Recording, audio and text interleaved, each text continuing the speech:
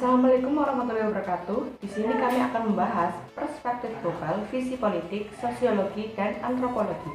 Sebelum kita membahas visi-visi tersebut, terlebih dahulu kita membahas apa yang dimaksud dengan perspektif global. Perspektif global adalah suatu cara pandang dan cara berpikir dari suatu masalah, kejadian, kegiatan dari sudut kepentingan global. Oleh karena itu, sikap dan perbuatan kita juga diarahkan untuk kepentingan global. Perspektif visi politik. Menurut Roger F. Stoltau, ilmu politik mempelajari negara, tujuan-tujuan negara, dan lembaga-lembaga yang akan melaksanakan tujuan-tujuan itu. Dalam perspektif global, hubungan suatu negara dengan negara-negara lain adalah hal pokok. Jenis hubungan antar negara yang ditinjau dari jangkauannya. Yang pertama, regional, kedua, internasional, yang ketiga, global. Secara politik, negara dengan tujuan dan lembaga-lembaganya dari waktu ke waktu mengalami perkembangan. Pada saat-saat awal, perjuangan politik menjadi prioritas, pengakuan dan hubungan politik menjadi perjuangan utama. Hal ini tentu saja menjadi modal utama untuk mengembangkan diri lebih jauh di tengah-tengah dunia internasional. Keberhasilan Konferensi Asia Afrika, pembentukan dan kegiatan negara-negara non-blok yang menempatkan Indonesia sebagai salah satu negara pelapornya, dapat meningkatkan pengakuan negara lain terhadap kedudukan Indonesia. Hal itu semua merupakan perjuangan politik. Kerjasama regional ASEAN dengan terbentuknya negara-negara ASEAN ini juga merupakan tahap lain dalam pembentukan politik. Saat ini, Republik Indonesia sudah diperhitungkan negara-negara lain dalam peraturan politik, termasuk negara-negara adik NASA. Secara global, Indonesia memiliki kedudukan terhormat dalam bidang politik, khususnya sebagai negara non-blok.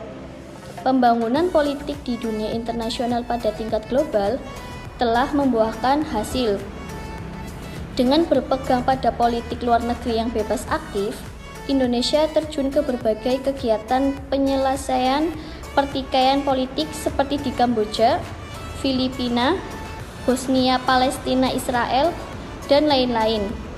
Kegiatan tersebut lebih meningkatkan kedudukan Indonesia di bidang politik, terutama politik luar negeri. Hal tersebut menjadi landasan kerjasama di bidang ekonomi. Kepercayaan negara lain, termasuk negara adik NASA di bidang politik, lebih membuka jalan kerjasama di bidang ekonomi. Bantuan ekonomi menjadi terbuka. Selanjutnya yaitu perspektif global dari visi sosiologi. Menurut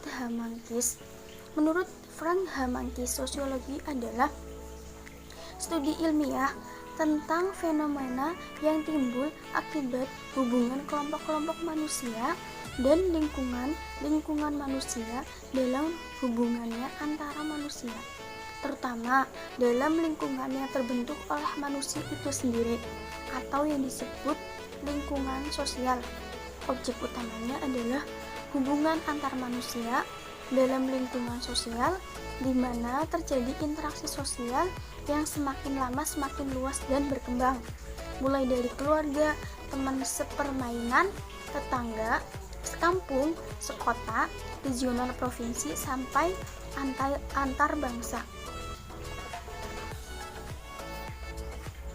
Nah, dampak kemajuan penerapan dan pemanfaatan iptek di bidang transportasi dan komunikasi menjadikan interaksi sosial baik secara langsung, misalnya di pasar swalayan, maupun tidak langsung, misalnya on the spot shopping. Ini semakin intensif dan meluas, menembus batas-batas lokal, regional, nasional, internasional, sampai global sekalipun. Hal ini tentunya membawa perubahan sosial, kemajuan sosial yang berdampak luas terhadap opini, kecerdasan, nalar, dan wawasan manusia yang mengalaminya. Pengetahuan ilmu dan pengenalan teknologi ini berdampak luas pada tatanan sosial yang telah memasuki kehidupan segala lapisan masyarakat secara lokal, regional, bahkan juga global. Contohnya, jenis makanan khas tempat yang telah menyebar ke segala tempat. Contoh lainnya juga, jenis permainan atau kebudayaan lokal atau tradisional yang kini terkenal di segala penjuru dunia, misalnya pencaksilat. Hal ini tentunya membawa dampak positif atau menambah pengalaman dan kemampuan pertukaran nilai dan seterusnya. Maupun ada dampak negatifnya, yaitu pergaulan bebas, pemakaian obat-obat terlarang, dan seterusnya bagi kehidupan sosial di negara yang mengalaminya. Nah, dampak positif yang ada itu harus patut disyukuri dan dijadikan itu yang bermakna dari peristiwa dan interaksi sosial yang ada, menyadarkan manusia agar menghargai satu sama lain, harus menjadi perhatian dan kepedulian kita juga bahwa ada kelompok manusia yang bertujuan komersial dan barangkali juga bertujuan politik yang secara sengaja melakukan penetrasi kebudayaan untuk meracuni dengan tujuan menghancurkan generasi muda bangsa tersebut. Materi selanjutnya adalah perspektif global dari visi antropologi. Antropologi adalah studi tentang manusia dengan pekerjaannya yang lebih menitikberatkan kepada kebudayaan sebagai hasil dari pengembangan akal pikiran manusia dan perkembangan budaya dengan kebudayaan dalam konteks global. Sudut pandang antropologi terhadap perspektif global adalah berarti mengamati, menghayati, dan memprediksi perkembangan kebudayaan secara menyeluruh dengan aspek-aspek dan unsur-unsur yang berkaitan satu sama lain dan terintegrasi dengan umat manusia. Hakikatnya, perkembangan aspek kehidupan berbudaya terletak pada rasa otentik setiap atau masing-masing manusia. Perkembangan serta kemajuan yang ada di sekitar kita merupakan hasil dari pengembangan akal pikiran manusia atau hasil pengembangan budaya sebagai perkembangan kebudayaan. Iptek yang terus berkembang merupakan produk akal pikiran manusia. Manusia harus mengembangkan dan meningkatkan daya pikir yang aktif dan kritis agar dapat menghindar dari ketergantungan terhadap iptek. Akan tetapi, tidak bisa dipungkiri, dalam bidang sosial dan budaya menimbulkan dampak negatif dari globalisasi, antara lain adalah meningkatkan individualisme, perubahan pada pola kerja, terjadinya pergeseran nilai kehidupan dalam masyarakat. Saat ini, di kalangan generasi muda, banyak yang seperti kehilangan jati dirinya. Mereka berlomba-lomba meniru gaya hidup ala barat yang tidak cocok jika diterapkan di Indonesia, seperti berganti-ganti pasangan, konsumtif, dan hedonisme yang tidak sesuai dengan nilai-nilai yang berlaku di negara kita. Untuk itu, sebagai generasi muda penerus bangsa, kita harus menyadari keberadaan nilai yang masih berlaku di negara kita. Kita harus pandai di dalam menyeleksi budaya asing yang masuk ke negara kita. Jika budaya asing tersebut sesuai dengan kepribadian bangsa kita yang berdasarkan Pancasila, kita berusaha bersifat terbuka dalam menerima kebudayaan tersebut.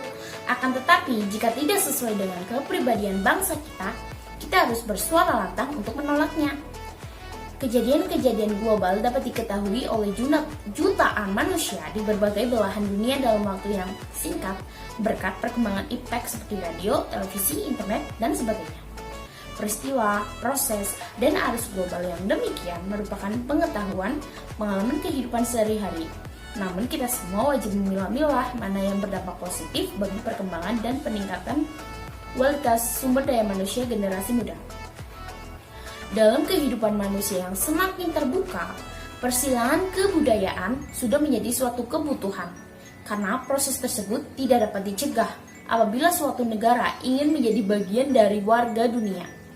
Untuk itu, ditinjau dari perspektif budaya dan antropologi, kewaspadaan terhadap dampak negatif harus menjadi kepedulian kita semua.